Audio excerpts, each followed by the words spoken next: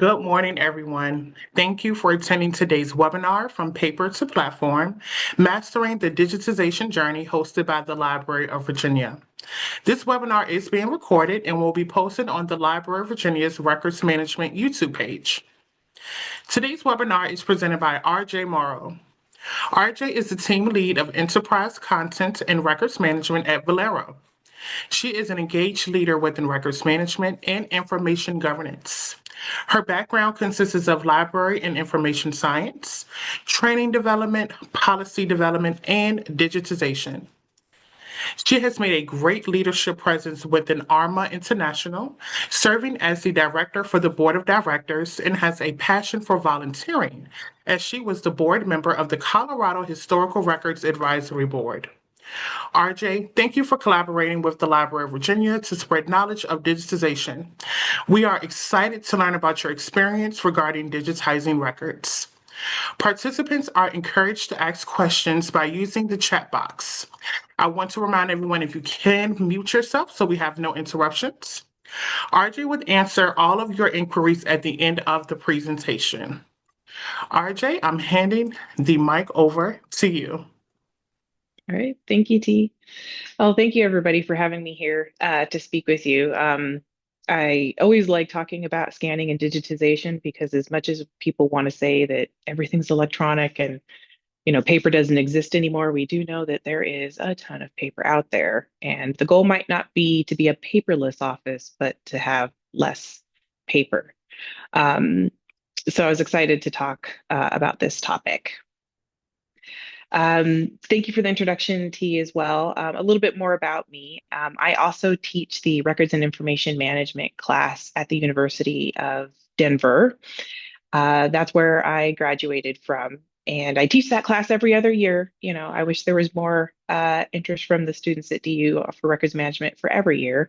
But I'm really excited that I get to talk to the students at least every other year and hopefully spur some more of them into being interested in records management. I like to say I started my information management career at the age of 16 when I got my first job in a public library. Then I went on to work in academic libraries before starting my records management journey. With the city of Aurora, I did an internship with them.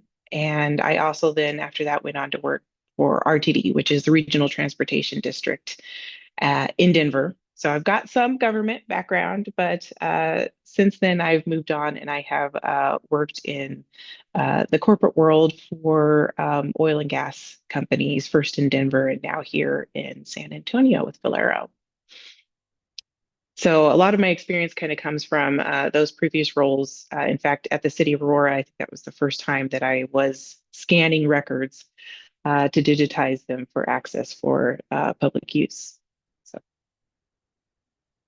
Okay, so why are we here today? I always like to think of learning objectives in terms of the why. Why are we at this session? And for today's session, we're really looking at discussing how we can enhance access through digitization, finding those opportunities in your organization to improve information access.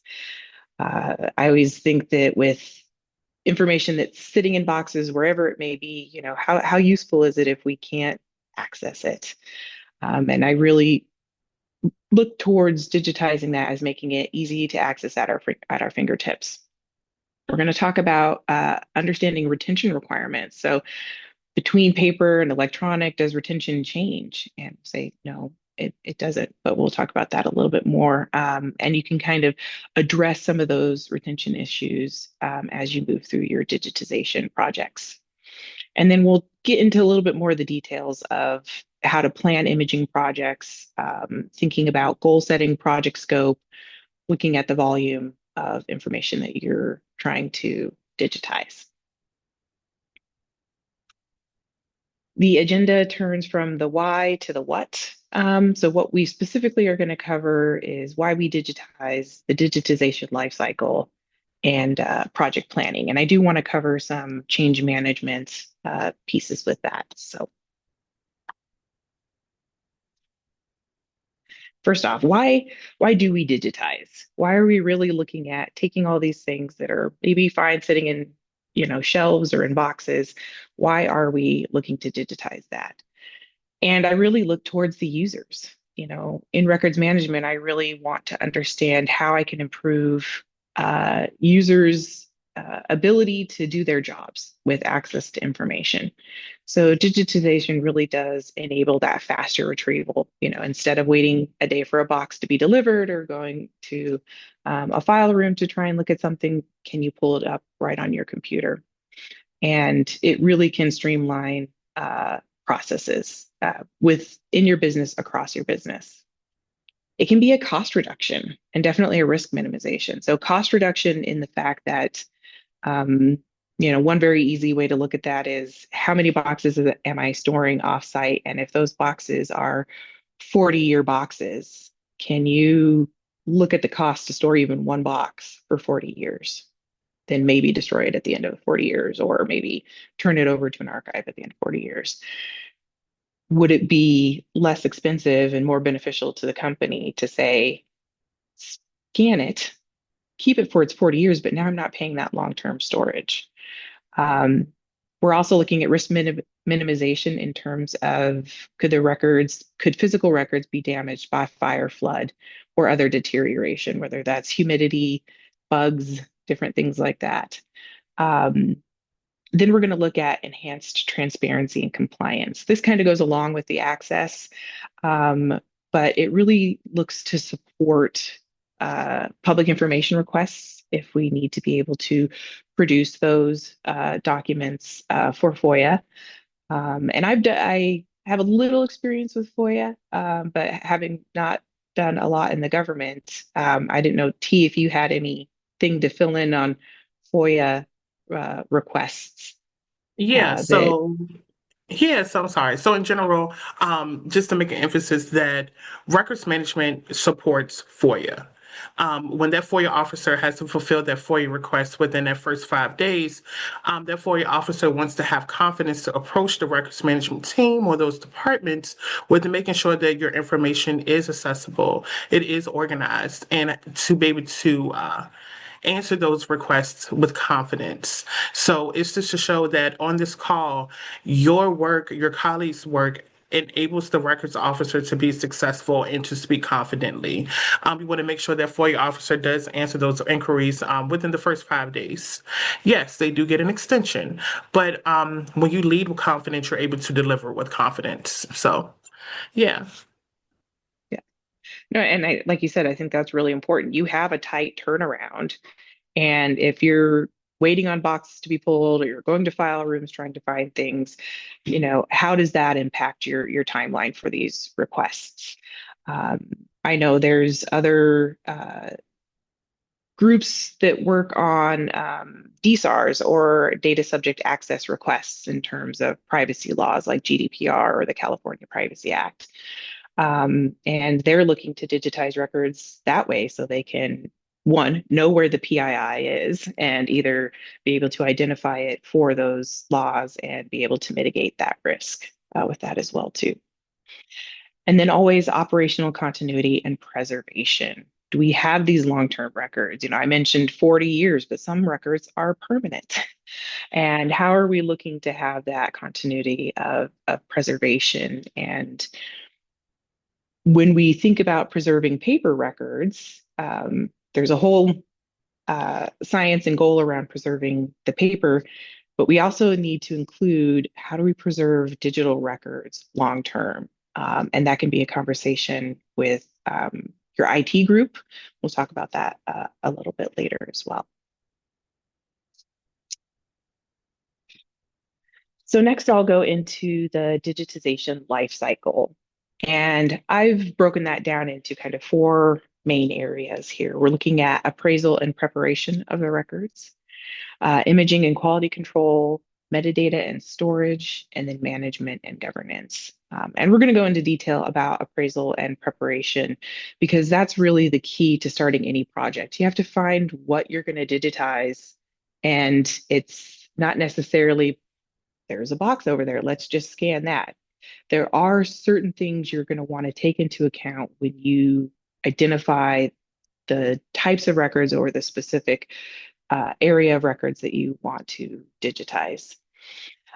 Imaging and quality control, once you actually are doing the scanning, and you want to have a quality control process built into that, you would want to look to define the quality control level for your group. What is the comfort level that you have? Typically, when someone is scanning, they might be at least seeing every image as it scans. When they put the paper in, they're at least seeing every image. But after that, when you're looking at the final uh, files, do you want to do a 10% QC check? That means somebody's taking what was the paper and checking every page. Do you want to say a 5% QC check? You can kind of determine those levels depending on your risk appetite. Uh, a lot of times when we're looking at these projects, again, because we're looking at that cost savings over time, you want to build in a process to say, okay, after a certain amount of time, the paper is going to be destroyed. I've seen that anywhere from a year after the scanning was completed, we destroyed the boxes, to 6 months after the scanning was completed, we destroy the paper, to as short as 90 days. Again, that's what you're looking at. And the paper that you're keeping shortly after the digitization is really just for error correction as you finish your quality control process. Then metadata and storage. So metadata is how we're going to be managing these electronic records in the future. It's for management and findability purposes. So at a minimum, when you're digitizing, you want to definitely consider those pieces of metadata that you need to capture so that you can manage it. Can I get a record date? Can I get a record type or a document type so that I can manage this per its retention? But findability can also be important. Metadata doesn't need to be 17 tags for every document. Really think about keeping that to what's really important for finding. And when you think about how people search and find for information, we would all love to have a Google at our fingertips at work so I could just find whatever I want. But people search in different ways. They think about things, whether they're browsing for something or maybe they know the specific title, they know the specific year, the specific company, the specific uh, attribute to the document. But you can also think about in terms of how are they browsing. I like to think about metadata more in terms of how I might search Amazon. I might want, be looking for a pair of jeans. Okay, well, I want dark blue jeans. I want, jeans with belt loops. What are those different pieces of metadata that I might use to search and filter? And for storage, we really need to think about where that's going to be stored. Are we storing it in an electronic records management system, which would be preferable because that's where the system can really utilize the metadata that you're capturing? Are we storing it in long-term digital storage? Are we storing it on a file share? That one's a little bit harder, but sometimes that might be the only thing you have at your fingertips at that time. So kind of take into account what that might mean. Management and governance, and policies to maintain compliance and physical originals, as I mentioned before, could be disposed of. Put that into a policy or at least a procedure document when you're building your imaging program. Maybe it doesn't rise to the level quite of a policy, but if you outline your procedures, you can include all those things so that you're fully transparent with the users that you're talking to uh, for digitizing their records. Okay, appraisal.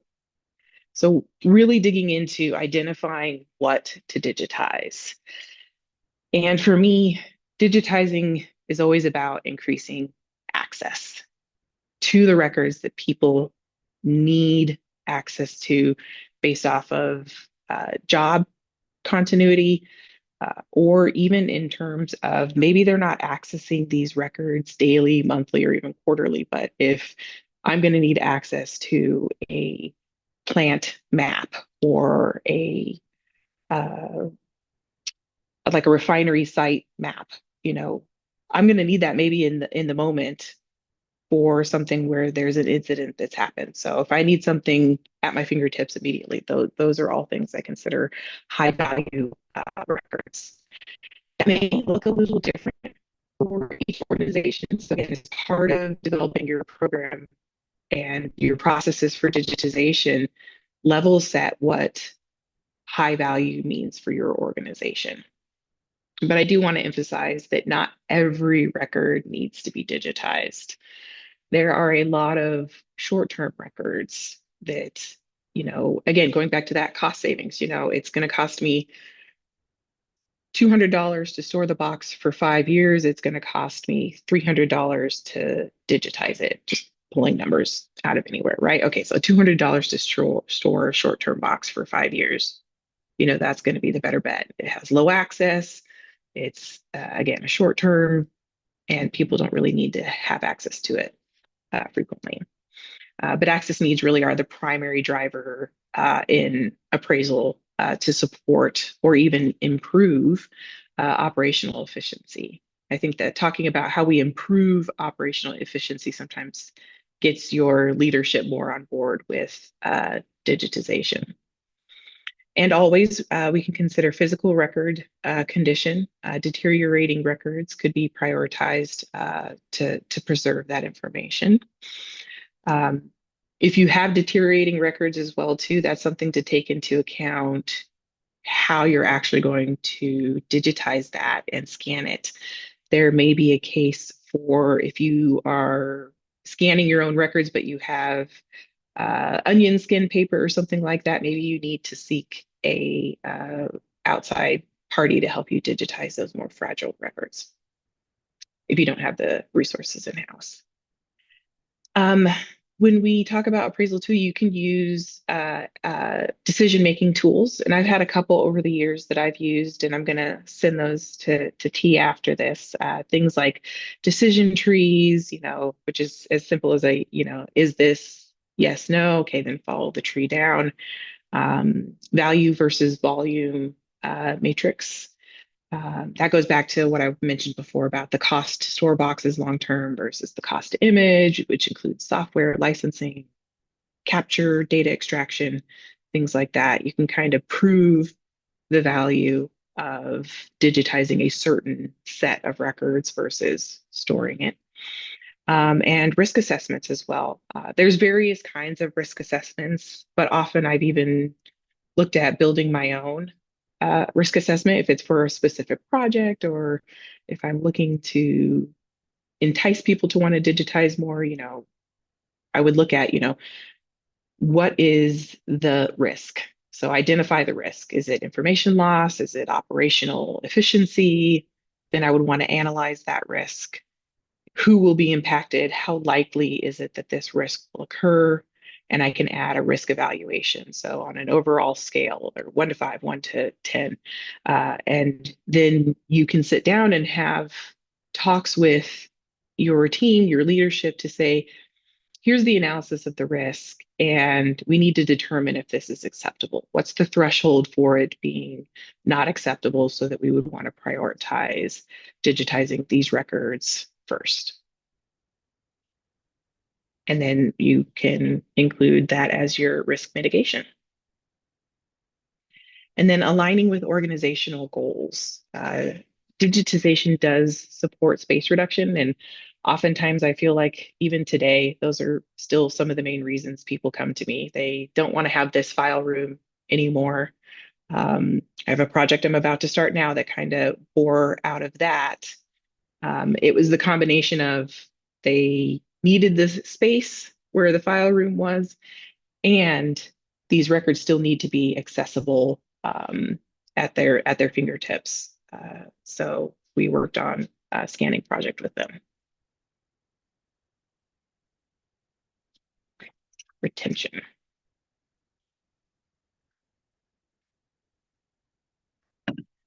So with retention, again, we're looking at keeping that retention between paper and electronic records consistent.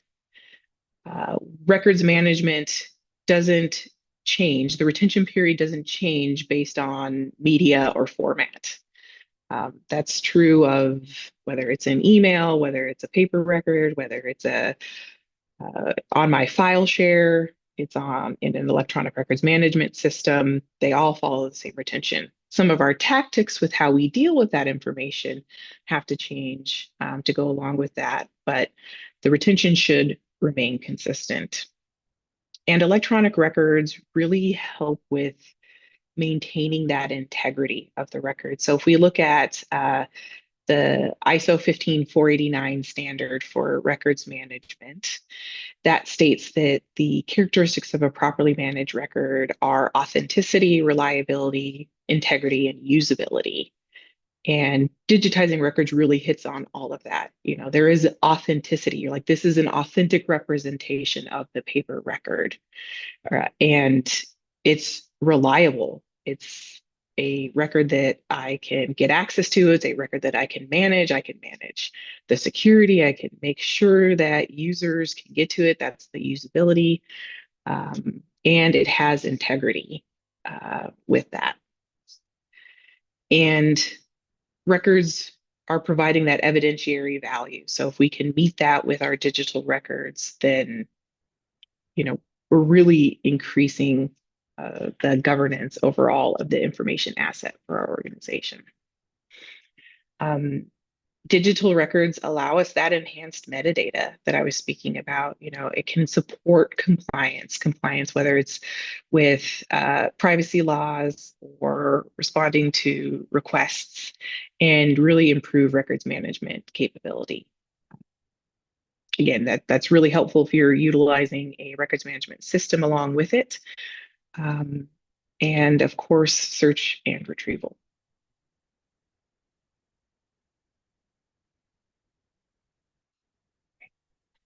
Next, as we look through defining scope. So now we're going to kind of start, how would you look to manage a project? If you've identified the records, or you've started thinking about, here's the digitization program that we want to build, how would we define scope for specific projects? So really start with your problem statement, going back to that appraisal. Why are you imaging these documents? And if you're prioritizing based on business need and access, you can kind of build that over you can think strategically and build that over, maybe 3 years. What does the next 3 years of digitizing records in my organization look like?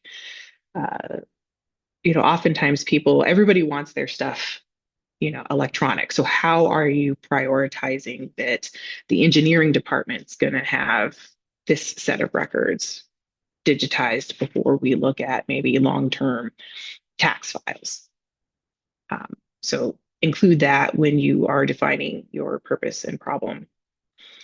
Then we have audience and prioritization. Again, identify who the target audience is and their frequency of using those records. That'll account into your strategic next strategy over the next 3 years.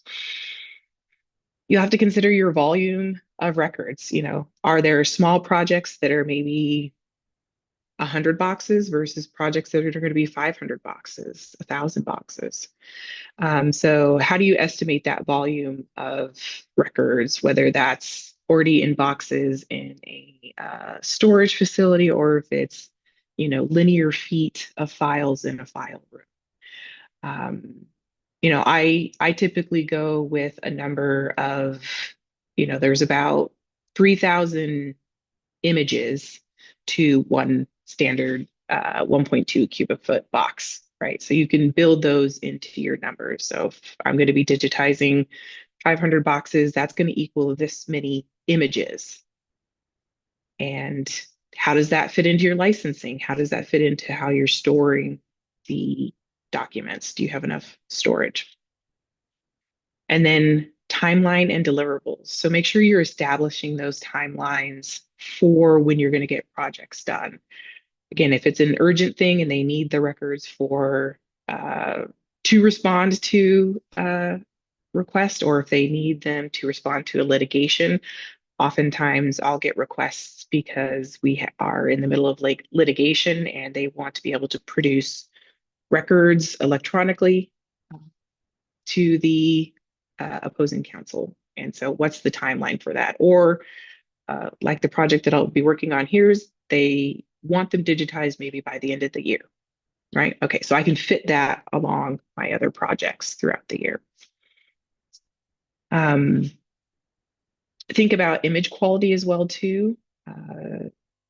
What level are they going to be preservation quality? Are there going to be a lot of pictures in what you're digitizing? Are there large maps, plats, things to think about with image quality? And then those also impact storage requirements.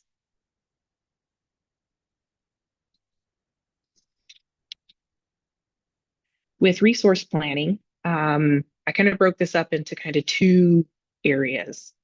When you're looking at what resources you have internal and if and when you need to consider outsourcing. So, with staffing, can you utilize those folks that are already on your records management team? Or if you've created that 3 year strategic plan, do you now have a business case to justify hiring another full-time person, another part-time person? Maybe if it's a large project that has a very specific deadline, can you look at hiring, a contractor? But you can also maybe even go to the department or the group that you're going to be digitizing records for and ask them if maybe they're able to complete some of the prep work to get the paper ready for imaging. So prep work would consist of pulling staples, uh, pulling out paper clips or binder clips, maybe inserting uh, what we call separator sheets, if that's how your software works. And I'll talk about software a little bit later. What prep can you have the business group do to help you with that and support that prep work? But you really do have to kind of think about your staffing requirements. If this is going to be project based and you can have everybody focus on it, for the 3, 4 months that it's going to happen, or is this something that you're building into your staff's day-to-day operational needs? Is it, every day they're going to spend an hour or 2 hours on digitization? For hardware, again, if you're going to have ongoing scanning operations, you really need to look at the type of scanner hardware that you're going to purchase. I'd recommend, a high volume scanner. You want to make sure that you're including a maintenance package with that. Maintenance packages can be maybe they come every quarter and do a routine cleaning, or you can learn to do some minimal cleaning yourself. Depending on how much you're imaging a day, your staff may need to know how to do some basic upkeep and maintenance with it, whether that's, cleaning the lens or the glass, whether that's replacing consumables like the brake rollers or things like that with the hardware. Those are all things to consider with what type of scanner that you purchase. With software, now the scanner itself may come with an out of the box imaging software. However, you typically are going to need something on top of that. You're going to need more with that. You're going to need to have a software that will do some, not just the basic things like despeckling or straightening or making sure that the software works with the hardware to capture a double feed. Those are things that you'll consider, but you also want to say, can my software do any data scraping? So if I'm going to have documents that are consistent enough that I'm imaging that I could say, okay, always look in the upper right corner for the land contract number, then you can train the software to capture that automatically rather than having that be something that is input by either the scanning technician or by users. So think about the type of automatic metadata that you can capture. Some electronic content records management systems may have included scanning software. Again, I would evaluate that compared to what a standalone software might be able to help you with. And not promoting any specific softwares or anything like that, but a couple of ones that I've worked with over the years is one of them is Kofax, which is now called Tungsten. That one's been around for a long time. There's another software called Abby, which is ABBY. And so there are a couple that I just personally have used those before. Another thing to consider with software are uh, any other requirements that you may have.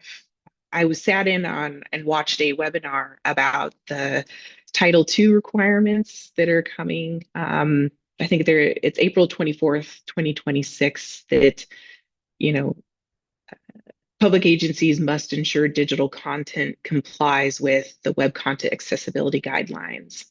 And so that was just fascinating to me to hear about Title II and how would I make sure that if I was digitizing records that were eventually going to go on the web, that they were compliant with that. So I don't know, that might be another thing, T. I don't know if you have any information on that.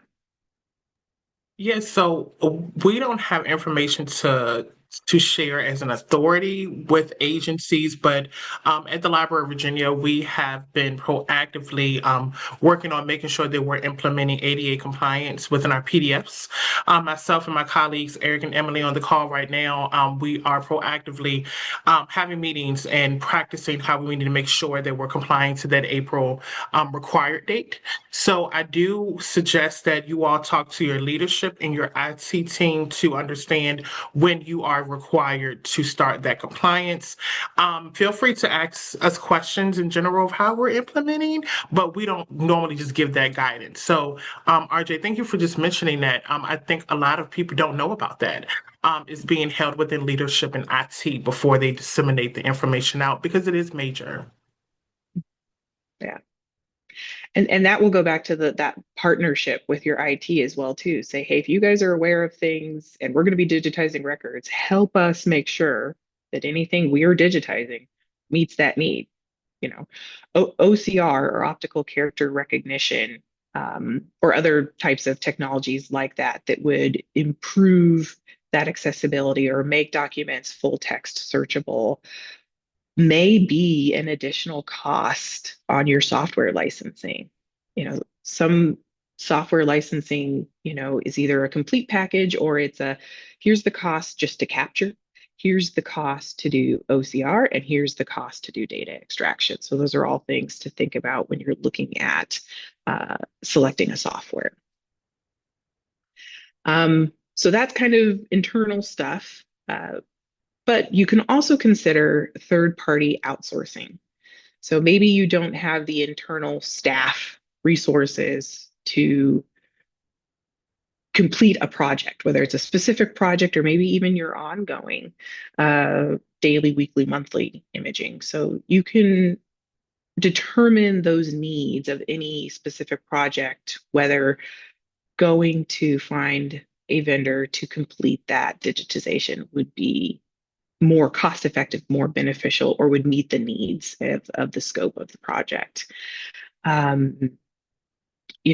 think that's happened a couple times to me previously where it was a divestiture. So we were divesting of some properties and our land files were all paper. And we didn't want to lose access to those records once we sold them because there were still some things that we were responsible for in some of the language. So we had to quickly turn around and digitize all of these land files prior to shipping the paper to the buyer. What came out over the years with that is all of a sudden the buyer was like, well, I want the electronic version as well too. So many times we were able to create a cost sharing between that. We said, okay, we'll pay 50%, you pay 50% of the digitization. And we would work with outsourcing those records. Or as I mentioned before too, as well, if there are specialty scanning needs, whether that's, maybe you don't want to go and purchase the book scanner. Those things are really cool. The ones that hold the book like this. I always think those, but I hear they're quite expensive. So if you have things books, ledgers, things like that, and you don't have the hardware to do it, you can look at outsourcing that. Um, Many vendors that do offsite storage also have scanning operations as well.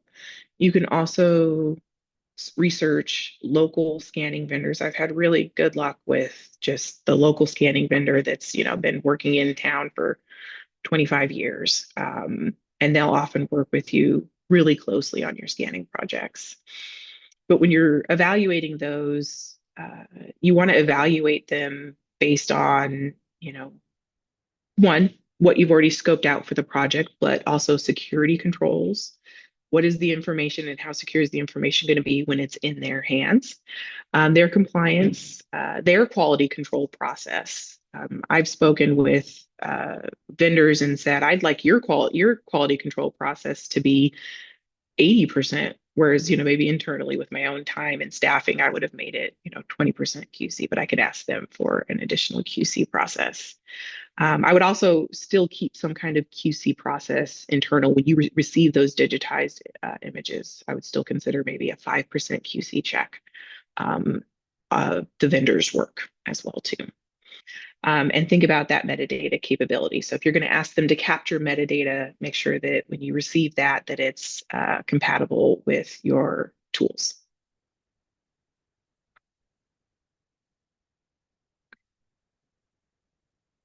All right, partnering with IT. IT is really going to need to be one of your best friends in your digitization journey.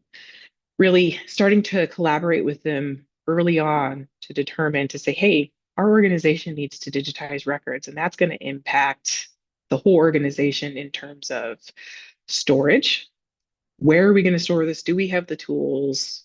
Who on IT is going to be maybe, whether that's the system administrator of your scanning software, the system administrator of your electronic records management system.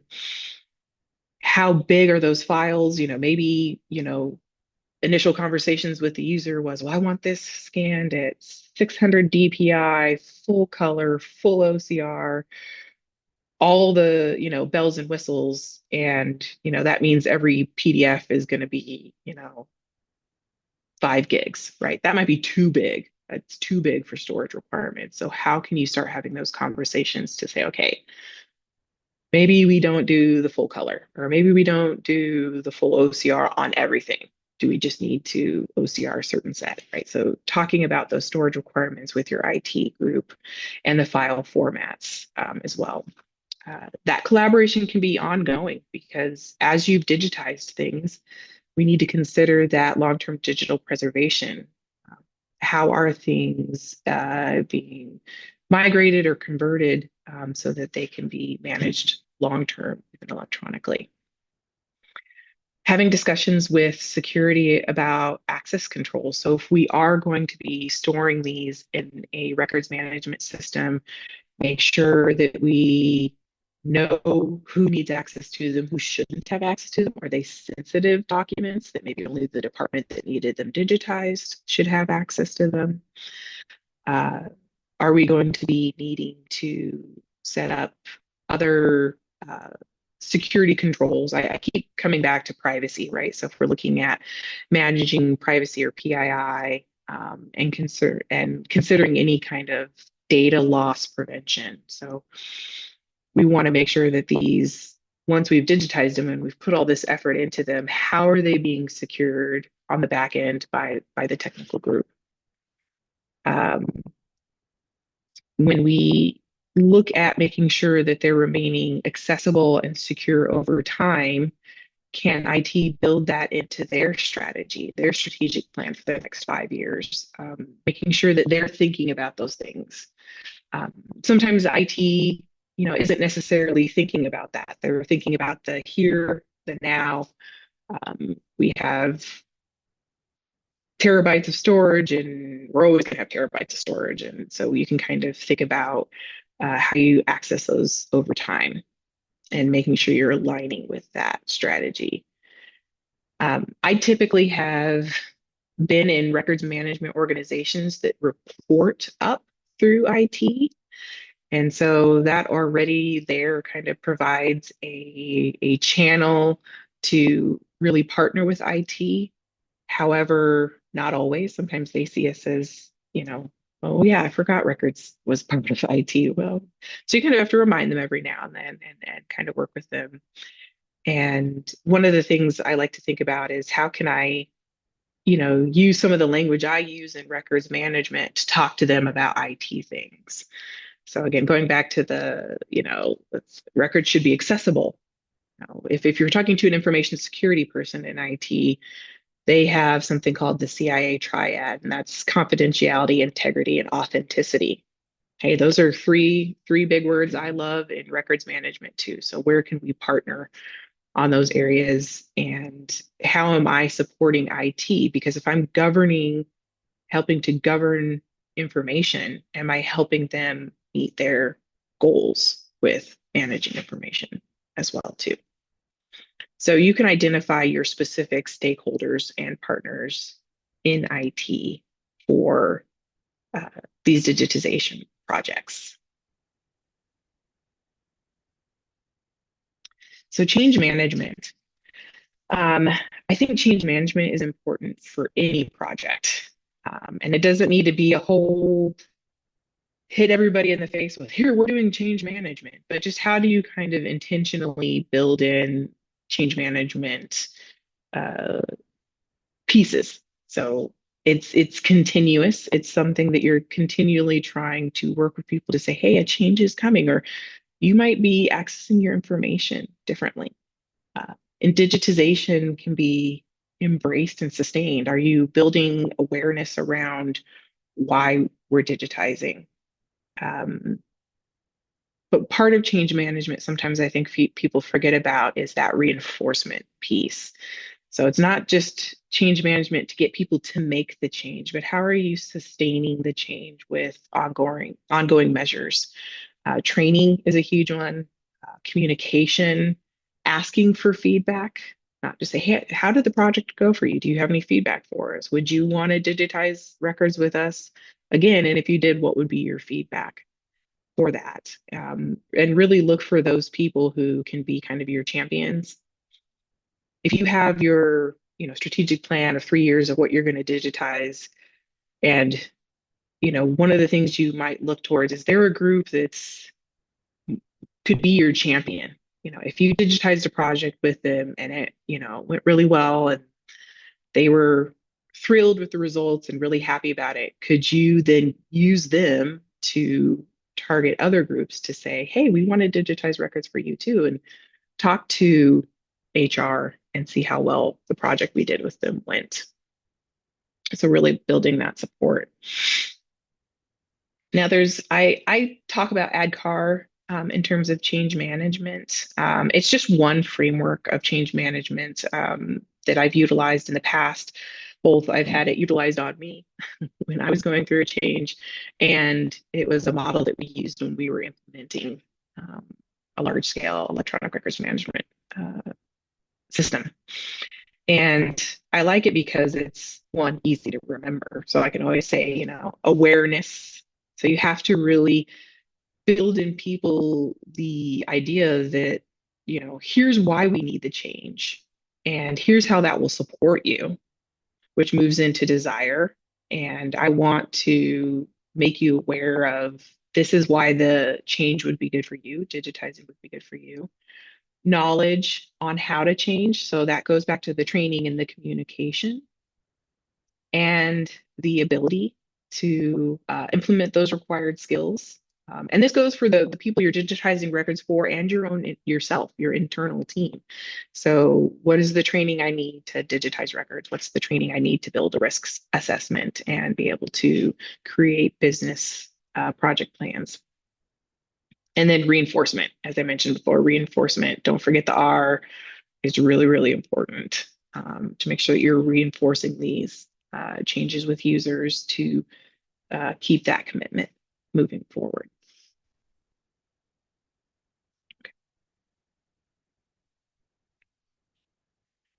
Training as part of that change management. So, what training are we looking at? whether that's the comprehensive staff training to cover how to use the software, how to use the hardware, training for how to prep the paper, um, the workflow associated with I've scanned the paper, I've validated the metadata, and I've quality controlled it. And now it's, maybe it's being released into the system or it's being now utilized. Storage protocols, the metadata, rules for managing electronic records within the system, or if you are unable to use the system, how are you still managing all the effort that you put into digitizing records? If you are going to put them on a shared drive, um, how are you maintaining that? And how are you training your staff, and how are you training the staff for the department that you just digitized those records for? Um, there is a little bit of a change when we're thinking about how are we handling those digital versions, especially if we're saying we've digitized the paper. This is now the electronic copy is the official copy. How are we handling that digital version? Do we keep it in a system? Do we allow people to move it to other locations? What's the impact there for records management? Um, And if there's issues with handling electronic information, what's the right route for that? Oftentimes, I'll get questions back to my group about, hey, we I know you guys scan this stuff and now I can't find it. Okay, well, I know we scanned it. I know it's been digitized. Um, is the question you're asking actually an access question? Okay, that goes back to my partnership with IT, right? And then there's all of that continuous education, job aids. I really am a fan of creating like one sheeter job aids for even my team or for users out in the business for, you know, this is how you would find your electronic records. If you have questions, contact records management. But just any of that ongoing support that will keep that reinforcement going and maybe even bring up new uh, digitization projects as people realize um, how this is improving.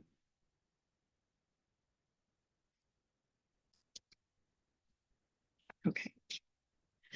So I wanted to make sure I leave some time for questions. So the key takeaways from today is that I really want you to kind of walk away from is that, digitization involves a full life cycle process. It's not just scanning paper and, that's it. There's a lot that needs to go into considering what you even scan. And then once you're done scanning, how am I managing that electronic file? And what during that process of scanning, of actually putting it in the scanner, will help with that management? And the management and use, because that's really the key to why you're digitizing. Project planning and resource management are important steps. Sometimes they can seem to take a long time, or people just want their stuff digitized, or you just want to get moving. But making sure you're hitting each of those key steps. And it's progress, not perfection, right? I've gone through projects where we've digitized records and we've learned from it. And then the next project we do, we can improve on whether it was the access or the metadata capture or how we prepped the files to increase that workflow. And that records management principles are applied to digitized records and electronic records. The principles are applied to digital records the same way they would be applied to paper or any other type of record.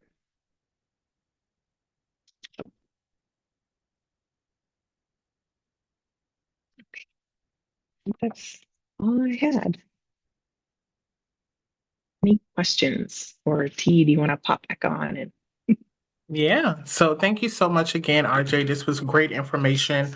Hopefully within your agencies as records officers, the information shared, either it can be used to implement a program as far as digitization that you want to implement or an idea of how you should proceed. So I'm so happy that you were able to present this information. Anyone who has any questions or comments, please place your questions or comments in the chat box.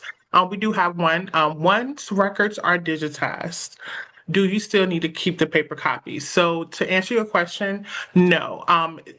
Based on what was shared, you can use those paper copies for reference purposes. And that's when RJ mentioned that 10% quality control. So when you keep those paper copies for that short period of time, it's just to make sure you can look back to make sure digitization was done effectively and efficiently. The Library of Virginia does not have guidance on how long you keep those paper copies. That is a decision that is made within your agency. So I know some agencies say, hey, we destroyed the paper copies after a month, 3 months, 6 months, a year. Just to make sure they are doing quality control. So that's a conversation you should have within your agency. We do advocate that you don't keep them for forever, though. All right, I hope that answers your question. I'm going to go to the next one. Again, thanks for the great presentation, very informative. As a fairly new employee, are there suggestions on other training you can recommend for a newbie? So, do you have any supplemental resources, RJ, that a newbie would have outside of what we produce at the Library of Virginia? I do. I have a couple things that I'm going to share. I have a scanning decision tree. I have a form for gathering project details. That takes shape in a couple different ways. I have a Word version of it. I have an Excel version of it. I have a vendor matrix to if you were going to look at outsourcing third party, how would you compare vendors? So I can send some of those resources. Um, Awesome. And yeah. you all, everyone on the call, the resources that RJ sent, I would disseminate that via Vero to everyone just to provide a follow-up for today's webinar. So we have any more questions? Where will this session be saved so we can reference it? Hi, Kim. Just want to let you know that all of our webinars are recorded and they will be posted on the Records Management YouTube page. Once we have that posted, we will send out the link for you to reference it. We have another question, RJ. Any suggestions on cloud-based versus server storage for the digitals? Yes, that is a great question. And that goes back to your partnership with IT. You really need to understand what IT's strategy is for storage of company information. I've been at companies where they're fine with cloud. They don't mind. They kind of like cloud because that helps them with their resources. Maybe they don't have the resources to manage a large infrastructure of on-site servers. So they're like, yes, I'm definitely going to outsource that.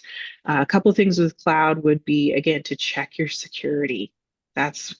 Don't bring just the server guys in or the IT folks, bring your information security folks along to that question because you're likely going to be putting some type of sensitive information out there. And how are you making sure that that's protected in the cloud? I also know IT organizations that are very cloud averse, and they definitely would not want to use cloud. So they're going to stick with on-site or on-prem storage. Typically, they have the resources to do that. They have the money to do that. They have the people to do that. So that's really a conversation with your IT folks. Thank you. Do the paper copies have to be reported or recorded as destroyed with the Library of Virginia? I can answer that. No. So when you are doing destruction and reporting on the RM3 form, that is when you are destroying the official record. In this situation, you are just converting the record format. So no, paper copies, when they are destroyed, please do not submit an RM3 because that means we're under the impression that the official record no longer exists, but it does. It's just the paper format is no longer existing. All right. Yes, this presentation will be available. There is a suggestion on training workflow storage metadata. Are you able to provide that type of training or information?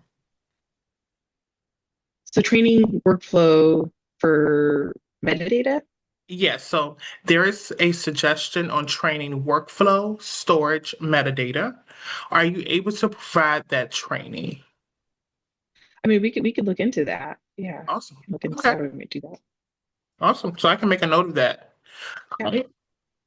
Once you digitize records, can you save multiple copies across multiple software platforms? What is your advice on that? I mean, technically you could, right? But that goes back to the strategy for managing information for your organization, right? And I would really recommend that you identify one location where those are going to be stored and managed. If you are going to be storing them like in an electronic content records management system, but there's also maybe another line of business system where those records need to be accessed by a different group. I could see you could potentially do that, but you want to make sure, again, at the core, you want to make sure that those things are being managed the same. Just because it's in this electronic records management system and it's also being stored in, I'm just thinking of software systems, SAP or the HR system or whatever like that, they should have the same retention. It's still if it's an HR document, it's still an employment plus 10 years or whatever retention. Don't manage those differently. Absolutely. Thank you. Another question. Any general advice about destruction of digital records? Yes. So I think with that, you can capture the same types of documentation that you do with paper records for an electronic records management system that has records management or retention and disposition built into it. It should capture that workflow and it should capture the metadata. It would state that, it's met this retention, here's the trigger date, and here was the review, and I'm going to document that it was destroyed. I know sometimes a while back, I feel like this was more the conversation is like, what are you keeping of that destroyed record? Are you keeping nothing, right? There should be no evidence that this record existed. It should be completely deleted and expunged. Or do you keep what was sometimes referenced as like a tombstone, which would be just the metadata related to it? And I advocate for get rid of it. You don't even want to keep that tombstone related to it. You know, the destruction uh, documentation of it being destroyed, being managed and kept, and there's different, lengths of time that people keep that documentation. Um, but really, you want to kind of keep similar processes so that you're keeping it defensible. That's why when we're managing information on shared drives, which is why every time I was speaking about keeping scanned things on the shared drive, I was kind of wincing a little bit because there's no good process and defensibility when you're saying, okay, it was managed on the shared drive and here I destroyed it. Like it's harder to have that proof and that documentation. So, Cool. and then T, I'm not sure what is how long is disposition or certificates of destruction kept for Virginia?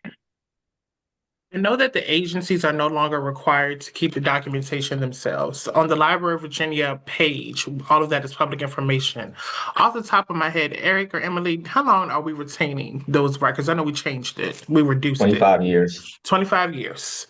So that information is always accessible. We now have that all online from years 2021, roughly 2020 to present. So any of those paper RM3s are still accessible at the Library of Virginia and we will retrieve them for you. So yes. All right, next question is when in the selection process of a third-party vendor for digitization and storage, are there specific criteria that should be met before signing a contract? Before you answer that, RJ, I do want to let you know in the Virginia Public Records Act, it does mention that when you are choosing to use a third-party vendor for long-term storage of records, you can consult with the Library of Virginia, meaning your analysts. So with that being said, we can help advocate for making sure you ask certain records management questions. No, we do not pick the vendor for you, but we are advocates for you to let you know, hey, ask them, will you, the agency, be the official custodian or that vendor? So I just wanted to make that clear that it is in the Virginia Public Records Act for you to reference, but RJ, feel free to add your context. Yeah, no, I'm glad you mentioned that. And the way you said that too, typically when I've worked with vendors, this isn't a vendor that I'm having scan in store for me. I'm just having them scan. I am taking those electronic files and storing them with uh, either in our cloud or our on-site pieces. If you are going to consider storing with the vendor, again, work with IT on making sure that that's secure, that the access. What would you do if they're going to be storing your information? What would you do if you ended up terminating the contract with them? How do you get your information out of there eventually, right? What would be that migration from them to the new vendor or to on site or something like that? Um, and I'll send out my matrix for vendor selection. I do have like certain criteria that I would want them to meet that I can show you in that piece. Um, and often I would suggest go take a tour of their scanning operations and see what you think about that as well too. Also, I'm going to answer the last question before we wrap up. Are there paper items that can't be digitized and be considered an original record? To answer that before you do, RJ, it is very important that you have any legal statutes that limits you from digitizing. Your agency should be aware of that. If there are any contracts or agreements that you have that say you must keep the physical format, please adhere to that. But we can consult about that more off of the webinar if you would like to. I believe last name is Plumley. But do you have any context on that, RJ? I'm just kind of to go off of what you've said, it's exactly that. Is there anything that you are aware of that states you must maintain the paper? Um, I haven't seen a lot in the regulations that I deal with for the organizations I work with, even when I was working with land agreements or lease agreements. There used to be this idea that you needed the pen and ink signature on the lease agreement. And it turns out, no, you don't. The courts have said no. A true, authentic reproduction of that is just as good as having the pen and ink. So it's very much what you said, T. Be aware of anything that's in writing that affects your specific agency. Awesome. That was our last question. I look forward to sharing the information, the supplemental information that you have. I'm excited to see it myself. Again, RJ, the Library of Virginia, the Records Analysis Services section really value your expertise and you being willing to share with us your expertise with our records officers and also ourselves. Other than that, thank you. And again, this will be posted on the Library of Virginia's Records Management YouTube page. Well, thank you for having me. Absolutely. Have a good day, everyone.